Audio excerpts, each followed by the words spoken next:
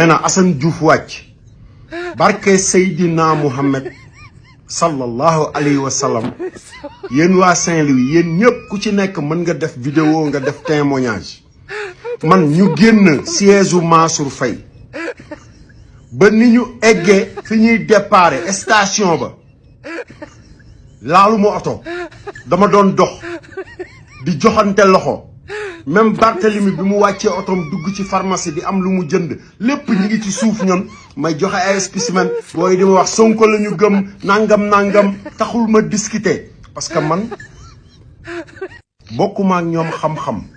bokkuma ak ñoom ni ñuy fonctionner yàlla bindul doomu aadama bu ma jaral man may yëkkati ngànnaay di ko jëmale ci beneen doomu aadama mais ku tooñ say moromu góor bañ koy lijjanteeg yow man duma mën a def lu dul atte te loolu def naa ko